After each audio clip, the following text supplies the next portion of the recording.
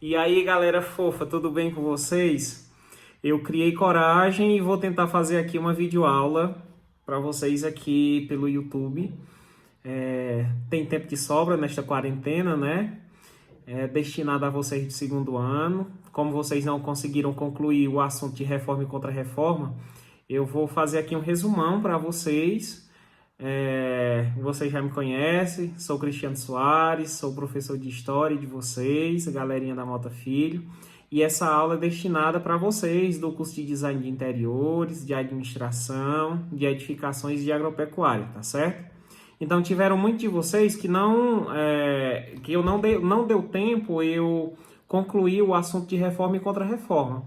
Alguns eu concluí contra-reforma, se eu não me engano, nas turmas B e C, e turma A também, mas eu não sei se eu consegui concluir na turma D. Então eu vou fazer aqui esse resumão, vocês em casa vão tentar assistir e me compreender, tá certo? Então vamos lá, reforma e contra-reforma. Vocês lembram que eu falei em sala que a questão da reforma religiosa, ela foi uma reforma mais política do que uma reforma religiosa. E ela teve alguns aspectos que fizeram com que ela se tornasse esta chamada reforma. Não foi da noite para o dia que aconteceu, não foi somente pela força do Lutero, do monge agostiniano lá, como a gente viu, mas tiveram vários fatores que fizeram com que essa reforma viesse a acontecer no seio da Europa a partir dos anos de 1517, né? Aí no século XVI. Então vamos lá. Vocês lembram que o cristianismo é dividido naquelas três vertentes até hoje que a gente sabe, né? A primeira, a questão dos católicos, a segunda, os ortodoxos e terceiro, os protestantes, tá certo? E aí a gente vai ver quais foram as razões que levaram com que a Igreja Católica fosse rompida no século XVI a partir da Reforma Luterana, que, como a gente sabe, tiveram algumas razões. Não foi uma razão somente, não foi só a questão da moral católica que estava corrompida por parte do alto clero, mas a gente sabe que surgiram vários outros detalhes. Um desses principais detalhes, como a gente sabe, da reforma foi a questão da imprensa do Gutenberg, né? Por quê? Porque anteriormente à imprensa, a Bíblia, ela ocupava grandes bibliotecas, grandes quartos, e a Bíblia era escrita à mão. E por consequência, essa Bíblia ela não tinha como se difundir por várias pessoas como ela é difundida hoje em dia. Vocês lembram que eu até perguntei para vocês quem é que veio primeiro, se foi a Bíblia ou se foi a igreja. A gente viu que no caso foi a igreja, né? Muitas vezes quando a gente pensa na Bíblia, a gente acha já que ela cai do céu com zipa e tudo, mas a gente sabe que foi a igreja primitiva quem fez a compilação do Novo Testamento e fez a escolha também dos livros do Antigo Testamento e assim juntou. E como a Bíblia era escrita em pergaminhos, né, e era um rolo de papel bem grande e são vários livros, então ocupava praticamente uma prateleira e era feita por punho, né? Eram os chamados monges copistas quem faziam essas cópias das escrituras, dos escritos sagrados que hoje a gente conhece como a Bíblia, tá certo? E aí, no decorrer dessa história, a gente vai perceber que no século XVI a Igreja Católica ela estava com a sua moral muito corrompida, né? Por quê? Porque a gente tinha aí a questão da venda de indulgência por parte de alguns padres, né? A questão da simonia, né? Porque eles aproveitavam da boa-fé de alguns cristãos para vender relíquias falsas, né? E aí a situação da Igreja Católica em relação à moral estava muito decadente. Então até agora a gente já tem duas razões aí para a questão da motivação protestante. A gente tem a primeira, que foi a imprensa do Gutenberg, e a gente tem a segunda, que é a questão da moral católica. A outra questão, e talvez uma das mais fortes, que pesou mais para a questão da reforma, foi que os nobres daquela época eles queriam uma nova ética religiosa, né? E essa ética religiosa ela vinha totalmente contra alguns desígnios da Igreja Católica. Por exemplo, a Igreja Católica não permitia a usura naquela época. A usura, como vocês sabem, é a questão do lucro excessivo. E naquele momento a gente tinha ali, bem efervescente, o nascimento da burguesia. Era o momento em que a gente tinha as grandes navegações, onde se estava vendendo as especiarias, né, na Europa por preços que abeiravam aí 300% de lucro sobre aquilo que eles compravam lá nas Índias. E aí a igreja cai em cima disso, sobre a questão do lucro, porque é importante a gente saber também que naquela época o sistema monetário, aliás, o sistema econômico, era o capitalismo que estava nascendo, então era a transição do feudalismo para o capitalismo. Então, em um certo momento, a gente não tinha nenhum tipo de comércio. E aos poucos esse comércio vai surgir de uma forma muito forte, muito intensa. Então vai ser quebrado os paradigmas que estavam acostumados na época. Esses paradigmas que são o quê? De você não precisar comercializar nada, você vai produzir tudo dentro do seu feudo. E aí vem esses comerciantes, surge essa burguesia e, óbvio, o comerciante, quanto mais vender, melhor para ele é, quanto mais ele lucrar, melhor para ele é. E aí ocorre que a Igreja Católica não permitia a questão da usura, que é o lucro excessivo. Então, eles queriam uma religião que desse a eles uma nova ética, em que essa questão do ter, essa questão do você lucrar, não fosse considerado pecado. Como hoje não é considerado pecado dentro da nossa sociedade de consumo capitalista. Então, o que eles fazem? Eles vão dar esse suporte para o Lutero quando o Lutero apontar as questões morais. O Lutero vai afrontar a igreja a partir das questões morais, que a igreja está em decadência, só que por trás do Lutero vão ter vários nobres que vão sustentar o Lutero, para que o Lutero não seja morto pela própria igreja, para que o Lutero oferecesse a eles, posteriormente, uma nova ótica religiosa. Uma ótica religiosa em que a igreja não interferisse na questão dos assuntos econômicos, tá certo? O outro detalhe que motiva com que os nobres fiquem do lado do Lutero, os nobres, a burguesia, é a questão do sentimento nacionalista. Hoje, para nós cidadãos do século XXI, é muito fácil a gente entender o que é o sentimento nacionalista. Por exemplo, eu me entender como um cidadão brasileiro, eu tenho amor pelo meu país, tenho amor pela minha pátria. Mas naquela época não existia essa questão do nacionalismo. Os estados nacionais modernos, eles estavam começando a se formar naquele instante. Então, a partir desse momento, vai ser implantado pelos reis a questão do sentimento nacionalista nas pessoas. Por exemplo, os ingleses, né, eles vão ter esse sentimento pela Inglaterra, os franceses pela França, os portugueses por Portugal, e assim sucessivamente. E aí começam a surgir esses conflitos religiosos entre a autoridade, que é o governante, que é o rei, e quem era a única pessoa aí na Idade Média e ainda na Idade Moderna que estava acima do rei. A gente sabe que era a coroa, mas acima da coroa a gente sabe que tinha a igreja, a pessoa do Papa. E a igreja insistia em se colocar como uma entidade universal. Porém, os governantes, no caso os monarcas, eles consideravam a igreja, juntamente com os nobres, consideravam a igreja uma entidade estrangeira, que não tinha por que estar dando pitaco dentro das suas políticas, dentro da sua organização social, dentro das suas questões econômicas, etc. Então a gente já tem aí mais uma razão para a questão da reforma religiosa, tá certo? E aí chega a vez de Lutero. E aí Lutero, como eu falei para vocês, ele era advogado, né, e se tornou monge.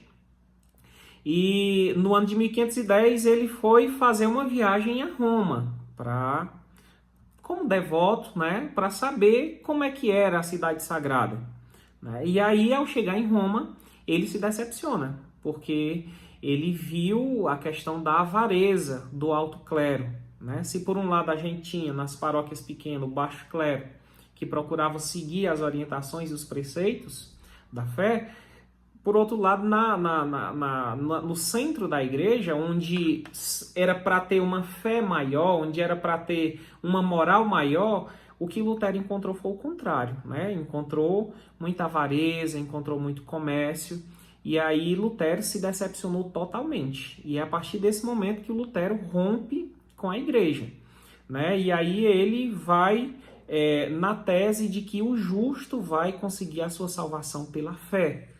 Ele vai ser um dos adeptos da doutrina da predestinação. Doutrina esta que já tinha sido adotada pela Igreja Católica séculos antes, mas tinha sido dispensada. E aí o Lutero vai fazer aquela fixação das 95 teses, né, lá na porta da igreja de Wittenberg, na Alemanha. E essas teses, elas vão ser uma crítica à questão da corrupção do clero, né? E Lutero, dentre essas teses, ele vai dizer que está errado aqueles que compram indulgência, né? Por quê? Porque isso aí é dom de Deus e por ser dom de Deus é totalmente grátis. E aí Lutero ele vai fazer vários pontos da nova fé que ele acha que é correta para ele naquele momento. Por exemplo, a fé cristã é o único caminho para a salvação eterna, né? E aí já abre uma divergência com a Igreja Católica. Por quê? Porque para a Igreja Católica não basta ter somente a fé, tem que ter a fé e as boas obras. E aí Lutero vai dizer que basta ter a fé. E isso vai ser um prato cheio para os nobres. Por quê? Porque os nobres vão se comportar como? Se só basta a fé, não precisa das boas obras, então eles vão estar com os portões abertos para fazer o que der na telha. Então, aqueles que lucravam muito passam a lucrar mais e sem aquele peso na consciência de que estavam pecando. Por quê? Porque a nova ética religiosa deles agora não é mais fé e boas ações. As boas ações vão sair desse cenário e eles vão ter somente a questão da devoção, a questão da fé. Então isso vai crescer cada vez mais neste seio da Idade Moderna. E aí, no ano de 1529, os nobres alemães, eles protestaram em prol da liberdade de crença, porque, lógico, a partir do momento que Lutero rompe com a igreja com muito poder, a igreja excomunga Lutero e vai procurar esses que estão sendo focos de novas fé, novos ritos dentro da Europa. E claro, Lutero era um desses e teve o apoio dos nobres para poder escapar, tá certo? E aí, como esses nobres eles protestam, então todos aqueles que têm uma nova fé que não é a fé católica, eles vão ser considerados protestantes. Posterior a Lutero, a gente vai ver a questão do calvinismo. O calvinismo que é muito forte ainda hoje nos Estados Unidos da América, né? A questão do calvinismo, ele vai falar muito da doutrina da predestinação, muito, né? Que é a questão do lucro, a questão da usura, a questão do trabalho. Então, ela vai ser uma doutrina de fé que vai vir muito de encontro com esse capitalismo que está nascendo. Tanto é que ainda hoje existem muitos calvinistas nos Estados Unidos, né? E aí a gente vê os Estados Unidos por quê? Porque é o centro do capitalismo mundial hoje é os Estados Unidos, né? E os principais pontos do calvinismo, né? A questão da salvação eterna é predestinada por Deus. Isso quer dizer o quê? Que se você tem recursos financeiros, então isso indica que você é abençoado por Deus, né? A bênção de Deus, ela é vista através daquilo que você tem. Ou seja, você nasceu predestinado a ir para o céu ou ir para o inferno. Se você não é uma pessoa que tem muitos recursos, então com certeza você está predestinado a ir para o andar de baixo, né? Já pega o elevador para baixo, você com certeza não vai se salvar.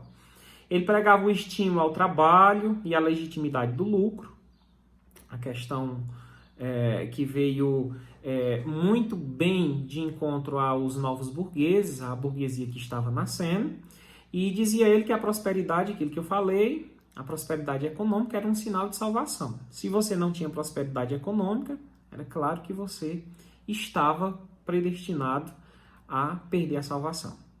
O próximo reformador que a gente vai falar agora é o Henrique VIII, é a chamada Reforma Anglicana. O Henrique VIII hoje é considerado o pior monarca que a Inglaterra já teve, foi um grande tirano, né? Ele é também um dos símbolos do absolutismo monárquico, né? Ele foi um rei que teve várias esposas, e a primeira esposa dele foi a Catarina de Aragão. A Catarina de Aragão era uma espanhola, e naquela época é importante a gente saber que a Espanha, né, isso em 1534, a Espanha naquela época era a maior potência mundial. E a Catarina de Aragão teve a infelicidade de não ter, né, a gente diz a infelicidade devido ao que aconteceu com ela, mas aí nisso você vai ver a questão do quanto a questão masculina era forte naquela época. Se hoje é forte, naquela época era mais ainda. E para esses reis, eles queriam a qualquer custo que o primeiro filho fosse um varão, fosse homem. E como a Catarina de Aragão não teve um filho, né, o Henrique VIII já estava se animando com uma das acompanhantes dela, que era a Ana Bolena. Era amante dele. E o Henrique VIII, ele foi um grande defensor da igreja, um grande defensor da fé, no momento em que Lutero estava com suas teses reformadoras. E naquela época, que tinha sido há menos de 20 anos atrás, né, isso Lutero em 1517 e o Henrique VIII em 1534, naquela época de Lutero, como ele defendeu muito a igreja, ele recebeu do Papa o título de defensor da fé, porque ele defendeu a fé católica. Só que ele, vendo esta grande amizade que ele tinha com a maior autoridade da igreja, que era o Papa, o que ele disse? Eu vou pedir ao Santo Padre a questão da anulação do meu casamento, porque a Catarina não me deu um filho varão e, por consequência, eu não posso dar continuidade à minha descendência. A Catarina deu a ele uma filha, que foi a Maria, né? A Maria da Inglaterra, Maria I. E aí o Henrique VIII escreve ao Papa pedindo a anulação do casamento. E não consegue essa anulação do casamento. E então, diante dessa situação, o Henrique VIII vai ver que a igreja tem muitas propriedades na Inglaterra, né? Então os olhos dele crescem, como os olhos do tio Patinha, saem aqueles cifrões, né, da riqueza que a igreja tinha na Inglaterra, e ele vai romper com a igreja católica no ano de 1534. Através do chamado ato de supremacia. Esse ato de supremacia é o ato em que o parlamento declara o Henrique VIII como o chefe supremo da Igreja Católica da Inglaterra. Não muda nada em rito de fé. A Igreja Católica da Inglaterra passa a ser, a partir de então, Igreja Anglicana e não estará mais ligada a Roma. Está ligada agora ao próprio rei, que é o ser supremo da Igreja. Tá certo? Então, em pouco tempo, né, em 50 anos, a Igreja Católica perde na Europa cerca de 40% dos seus fiéis. E aí é por isso que a Igreja lança a chamada Contra-Reforma. Essa Contra-Reforma ela vai ser lançada e aí o primeiro ato é a Companhia de Jesus, a fundação da Companhia de Jesus, por Santo Inácio de Loyola, que são os chamados jesuítas, eram os soldados de Cristo chamados. É por isso que veio muito jesuíta aqui para o Brasil no início da colonização. E eles, ao chegar aqui no Brasil, eles tiveram muito embate com os colonos portugueses, porque os portugueses queriam escravizar os índios e os jesuítas queriam convertê-los ao cristianismo. E aí eles fazem aquelas reduções, né? Fazem as escolas jesuíticas, que é a primeira forma de educação que nós temos aqui no Brasil, ainda remontam da colônia. E esses jesuítas, eles vêm para cá para o Brasil com o objetivo de catequizar, o objetivo de catequese, de tornar aqueles silvícolas cristãos, né? E aí esse é um dos primeiros atos da chamada Contra-Reforma. A Contra-Reforma aconteceu no ano de 1545, o Papa Paulo III convocou um concílio na cidade de Trento. Então, com certeza já ouviram falar do Concílio de Trento. Esse Concílio de Trento foi para revisar a questão da dogmática da igreja, a sua doutrina, né? O dogma é uma verdade de fé, e como também ver algumas questões morais que estavam acontecendo. E no ano de 1563 sai a resposta desse concílio, que durou praticamente 18 anos. Então, o primeiro detalhe foi a questão da reafirmação dos sacramentos. Continua-se com 7 sacramentos. O segundo foi a crença na infalibilidade do Papa, ou seja, a pessoa do Papa não erra. O terceiro, o monopólio do clero católico na interpretação correta da Bíblia.